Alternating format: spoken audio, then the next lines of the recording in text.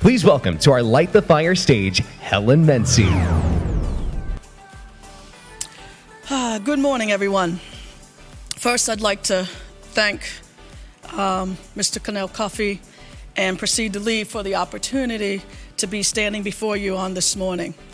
And it's great that I followed our first speaker because I'm feeling that gutsy, and I'm definitely going to have to embrace my gutsy on this morning.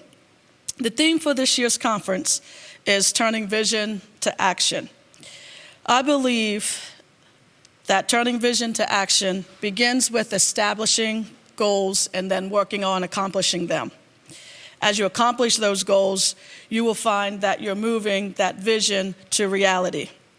So on this morning, I would like to share with you some of my life experiences in regards to setting goals, reaching them, and then doing what's necessary to maintain them. At a young age, I started to get involved in sports. When we were younger, our parents just said, go outside, go play. It wasn't that sitting inside and playing video games and Fortnite and those things that you see now. But we were encouraged to go outside and play. And that's what I did. I would be outside with my brothers and my cousins that were my age, and we got involved in all different sports. But I developed a love for basketball. And as my love and passion for basketball grew, I knew once I hit high school that I wanted to play college basketball. The only thing is, no one in my family had really attended college. My mom was one of 16 kids, and only the youngest of her siblings was able to go to college. My brother went into the military, my sister didn't go to college, so I really didn't know what it was going to take to be able to do that. But I was fortunate to have people around me that knew what it would take, and they saw the potential in me, and they were willing to guide me through that. So the first thing I had to do was determine if the goal of playing basketball was a realistic one for me. I had to do a self-assessment. Did I possess the skill set that it took to play at that level? What were my strengths and what were the areas that I would have to improve in? What did I have to do to continue to develop my game? Was I willing to put in the time and do the things that I needed to do to get better? Were my grades and my GPA going to be good enough to get me into a college? Because that was the first thing that I'd have to be able to do. And then mostly, was I willing to make the sacrifices and do the things that it would take to get me there? So after reflecting on those things and deciding that it was truly what I wanted for my future, I had to first develop a mindset that I could do it. I shared my goals with my parents, with my teachers, with my coaches, with my teammates, anybody that was willing to become part of my support system. I got some mentors. I created a team of people that would assist me and hold me accountable to be able to fulfill my goal. I played basketball practically every day. You could find me at Wheaton Park playing. You could find me at the Boys and Girls Club, at my school gym, but I spent most of my time on a basketball court. I would leave basketball practice and go to the Boys and Girls Club. And I'd get there, I'd do my homework, and after my homework was done, I went to the gym, and I was in the gym until the club closed. But the main thing was I had to, and I knew that I needed to be willing to put in the time. There was no way I was going to reach my goal if I did not spend the necessary time doing the homework to get the grades that I needed and being in the gym to improve my skills. Most of the time I played with boys. I wanted to play against those who were more athletic, better skilled, and physically stronger. That was the only way I was going to improve my skills and get stronger both mentally and physically. I had to surround myself around players that were where I wanted to be. They pushed me and they encouraged me to push myself. I had to be willing to be pushed beyond what I thought were my limits. In doing so, I got a lot of bumps and bruises, I got a lot of shots blocked, and I got a lot of balls stolen. But in the end, I developed mental and physical toughness, a quicker release on my shot, and better ball handling skills. My junior year of high school, I was asked to join an AAU team. Back then, there was a couple teams for boys, but there really weren't anything of that sort for females. So I was on the very first female AAU basketball team in our area. I was playing with the top girls in our area. So this was the first opportunity that I had to gain exposure outside of playing high school ball. For the first time that I was aware of, I was being seen by college coaches.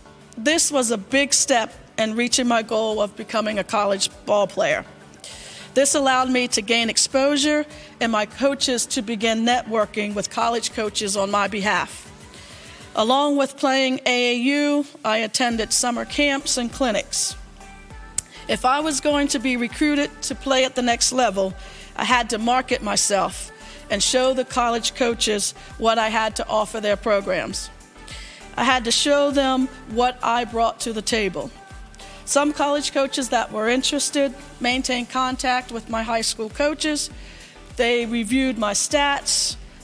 They made sure that my grades and my SAT scores were where they were supposed to be so that I could get into their college academically.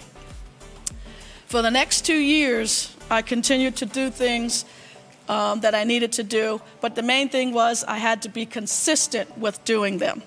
I worked hard to improve my skills, to maintain good grades in the classroom.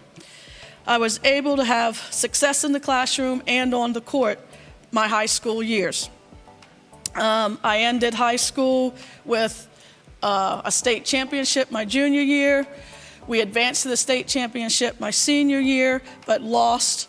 I scored over 1,000 points in my high school career, and my senior year I was named the co-player of the year for our county. The morning after we lost the state championship, which was not a good time for me, but the highlight, the morning after, I received a phone call from the coach from Providence College. He had been to the championship game. He knew I was down because you get there and you want to win it. But he called me that next morning and he said, "I know you're disappointed, but I've got some good news for you." He says, "You have been accepted into Providence College and I'm calling to offer you a full basketball scholarship." I had reached that goal that I had set 4 years prior. And again, it took a lot to get there. And I actually exceeded my goal. I wanted to play college basketball, but never did I dream that I would be playing at a Division I school in the Big East Conference. So what I'd like to do is review the steps that I took to reach my goals. First off, I had to establish the goal and make sure that it was a realistic one. It's very important that when you're setting goals that they're realistic. If you set an unrealistic goal, you are most likely going to become discouraged through the process, and then in the long run probably end up giving up. With being realistic, we are focusing on how we can make that goal come true for ourselves. Then next, we have to develop a positive attitude and mindset. Believe that your goal is achievable. There is a saying, if you can believe it, you can achieve it. Having a positive attitude means that you are expecting good things to happen. You don't dwell on the problems and the difficulties that you may experience, but rather you learn from your mistakes and you move on. You can't get stuck in a negative attitude or allow fear to set in. You can't develop a lack of self-esteem or passivity. And you cannot let failures or obstacles stand in your way, but instead find ways to overcome them. Next, you have to establish a support system and create a team of people that will assist you and hold you accountable. Surround yourself with people that will support you in your endeavors, with people that want to see you succeed and are willing to assist you in doing so. People that will hold you accountable in doing things that you need to do to reach your goals. Next, dedicate the time that it will take to learn, grow, and become better educated in the areas required to fulfill your goal. Be willing to put in the time, and I can't say that enough. You have to be willing to put into time. Always be open to learning new things, to broaden your understanding. Learning is a lifelong process. You'll never know everything that there is to know, but the main thing is that you put in the work to sharpen your skills and perfect your craft. Then you have to surround yourself with people that are where you want to be. I did this by a lot of times playing with boys and then getting a mentor. The mentor was someone who has already accomplished what I was trying to achieve, someone who had already gone through the process that I was experiencing. I was able to talk with her, shadow her, and get advice and constructive criticism. This is something that you can do through internships, fellowships, things of that sort. Next was networking. Networking was very important. If I wanted to play college basketball, I had to get out there and get exposed in front of college coaches. So networking is what opens doors for you that otherwise could not be open. For better or for worse, it's not just what you know or are capable of doing, it's also who you know. That's important to advance yourself. You can also learn tremendous amount from people in your network who have experience and expertise. You have to be visible. People have to know who you are, what you're doing, and what you're capable of. And to do that, you have to be intentional. Go where the people are that you want to meet. Got to go to them because they're not always going to come to you. And then lastly, be consistent in all that you are doing. Show up every day ready to do what it takes to fulfill your goal. You can't afford to take a day off. Consistency is the key. Establish a routine and a schedule and then stick to it. So, those were the steps that I followed to achieve my goals of attending college and playing college basketball. What some don't realize is that once you accomplish your goals, there is even more work to be done. It's not about just accomplishing your goal, but it's about being able to maintain it, to be able to function and be successful at the level that you've accomplished. I can remember my first day of preseason practice. I walked into the gym with my new teammates. I was definitely a little nervous, but I felt that I did what I needed to do to be there. I felt that I belonged. Boy, was I in for a rude awakening. That first preseason workout was the toughest practice that I had ever experienced all my years of playing basketball. When I arrived at Providence, I thought I was at the top of my game, but I found out very quickly that there was so much more that I had to learn. I knew following that first preseason practice that if I was going to make it at the college level, I would have to step up my game. Stepping up my game started with setting another goal and working to accomplish it. I experienced great success at Providence, on the court and in the classroom. I did so because I continued to set and accomplish goals. Now, let me be clear. There were setbacks, disappointing times, hard knocks along the way. Through it all, I did not allow these setbacks to deter me. I turned those stumbling blocks into stepping stones and worked even harder to fulfill my goals. My junior year was that fork in the road for me. I found out my junior year that I was pregnant. And I had a decision to make. Am I going to continue to fulfill this goal? And is it something that I can do having a child? And after talking with family and coaches and mentors, I made a decision that I still wanted to pursue this goal. So I redshirted my junior year, and I took off the second semester.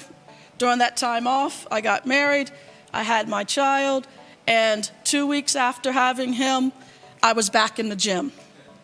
My son was in the corner of the gym in a bassinet. But the great thing about it was I had the support system in place that helped me to do the things that I needed to do. My son literally grew up in a gym, and because of that, and we say light the fire, I lit his fire for basketball. And he went on and was a high school standout, was a college All-American, and then went on to play professional basketball for 8 years. So my coaches did not just teach me the concepts and fundamentals of basketball, but they used athletics to build on the moral and ethical foundation that was laid by my parents. There is a saying, it takes a village. They became a part of my village. They taught me how to be committed and dedicated to what I was doing. They taught me how I needed to work hard for everything that I wanted, and even harder to keep it. That being on time was late, what it meant to be part of a team, how to be a team player, and a leader within the team. And that sometimes meant that I had to make personal sacrifices to achieve team success. My teammates were also a great big part of that. I don't know how I would have gotten through it without them. Learning these principles through athletics and being able to apply them in all areas of my life has allowed me to be successful and positively affect lives of others. We all have that one thing that we are passionate about. Take that strong desire and enthusiasm and develop it into something that will allow you to grow and positively affect the lives of others. I want to encourage all of you to pursue your dreams. Take the necessary steps to make your dreams a reality.